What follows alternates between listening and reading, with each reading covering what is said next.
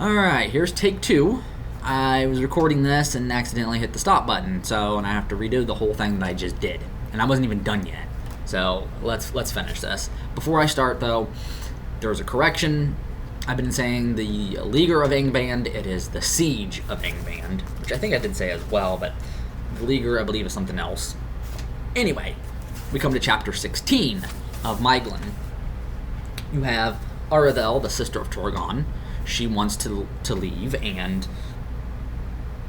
she was getting tired of living there, and she wanted to ride again in the wildlands and walk the forests, like she did in Valinor. He's like, no, you can't do that. We have a secret here that this is a secret hidden garden city. Morgoth can't know about it. And it's not that I don't trust you.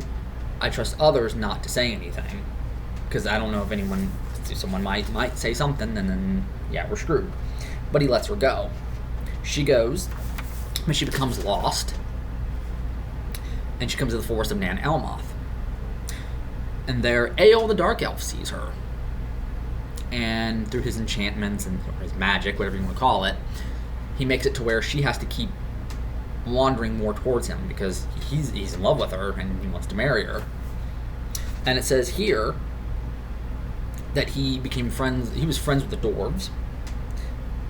Then he learned much of metalwork and came to great skill therein, and he devised a metal as hard as the steel of the dwarves, but so malleable that he could make it thin and supple, and yet it remained resistant to all blades and darts.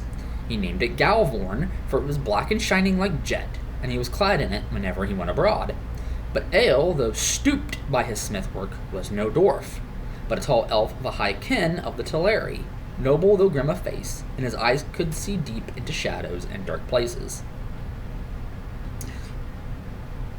Okay, and the word stooped here means he's bent like this. His back and his knee and his arms are bent forward because of the weight of the metal. That's why it says he's no dwarf, because he's going to appear like a dwarf because he's looking like he's short because of the weight of the metal that he's wearing, but he's not. And so him and Aradel marry. They have a son that she names Lomian in the tongue of the Noldor, which, as you remember, Thingol had banned that from being spoken in his realm. He is the king of Beleriand, so they have to abide by his law. And Eöl is, of course, a kinsman of Thingol, being one of the Teleri here that remained. So he's would technically be called a Sindarin elf or a Grey elf, but here he's called a Dark Elf because he does not love the light of the sun, only the light of the moon and the stars. It's like, when all the elves in Middle-earth that didn't go to Valinor at any point are called Dark Elves because they never beheld that light. They're called the Moraquendi, or Dark Elves. Anyway, when he's 12, when Maeglin is 12, that's when he gets his name Maeglin. In Elvish custom, they get a mother name, I believe, at birth. Then they get a name later on for some great deed that they've done or whatever. Here, of course, at 12 years old, he's given a name by his father. The elves have different names, and Tolkien did write about the different naming conventions, which I believe is in Unfinished Tales. Also in the History of Middle-earth, because I think it all comes from the same work, which is about elvish marriage and the life cycle of an elf and all that stuff, which I have done in a live stream.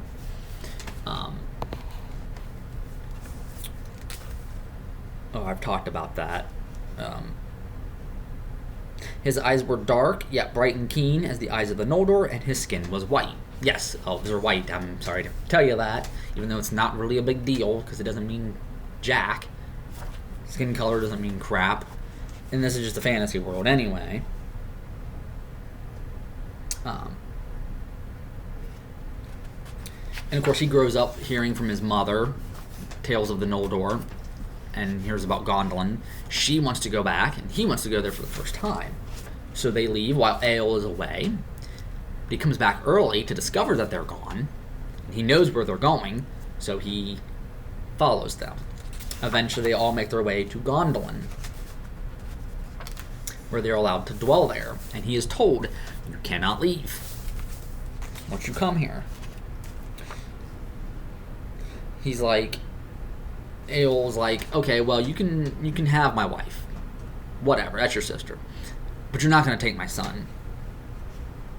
Come, Maeglin, son of Eol, your father commands you. Leave the house of his enemies and the slayers of his kin, or be accursed. But Maeglin answered nothing. And again, he's accused them of stealing land, which they didn't do. They were given land by King Thingol. They didn't steal anything. Torgon replies, I will not debate with you, Dark Elf. By the swords of the Noldor alone are your sunless woods defended. Your freedom to wander there wild you owe to my kin, and but for them, long since you would have labored in thraldom in the pits of Angband. And here I am king, and whether you will it or will it not, my doom is law. Doom or fate, which is kind of the same thing, which is not always a bad thing. You can have a good doom or a good fate, but you can also have a bad one. This choice only is given to you, to abide here or to die here, and so also for your son. So there you go. Living here is, with us, that is a doom or a fate. It's a good one, but there's a bad one. If you don't, you have to die, because nobody can know where we're at. And so my Eol is concealing a javelin in his cloak, and he takes it and throws it towards his son. But Mama jumps in the way. She gets hit. So they tell Eol, the next day you're going to come before the king for judgment for this. They try to heal her, but what they don't know is that it's poisoned. So she dies. And so what do? They take him to a precipice. Eol, they take him to a precipice and the big cliff on the hill, and they toss him to his death. I mean, he did just murder somebody. Death is the punishment for murder. So, obviously, this has to happen. But Maeglin, of course, stays there, becomes a counselor to the king, a high lord there in Gondolin.